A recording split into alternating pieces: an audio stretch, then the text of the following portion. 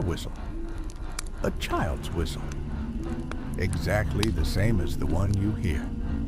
I returned to the cemetery a completely different person. Because now I understood one important thing.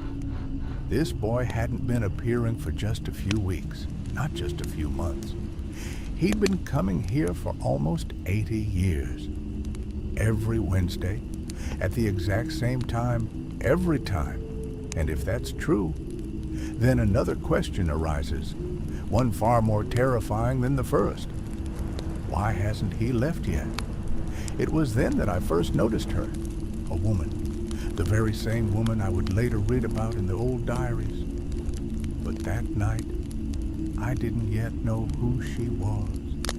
I only saw a silhouette, tall, motionless, among the trees at the edge of the cemetery. She stood there looking at me, and when I shone my flashlight in that direction, the figure vanished, as if she had never been there, but the feeling of being watched remained, and along with it came the sense that someone really didn't want me to continue my investigation. After that woman showed up, I thought for the first time about quitting this job. Seriously, not just complaining to myself or grumbling over a cup of tea, but packing up my things, closing up the guardhouse, handing the keys back to the administration, and forgetting about this place forever. Any normal person would have done exactly that.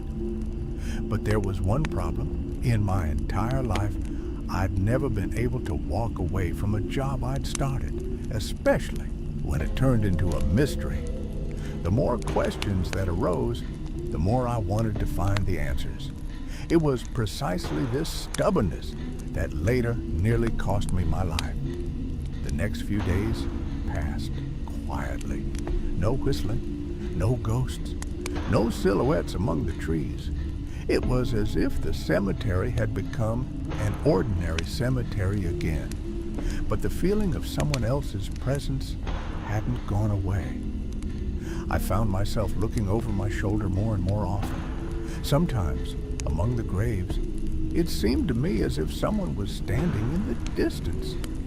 But as soon as I looked more closely, there was nothing there. Sometimes at night, I heard footsteps, very quiet ones, as if someone were walking around the guardhouse. I went out to check. No one, just the wind. And yet, something had changed. I could feel it with every fiber of my being. It was as if the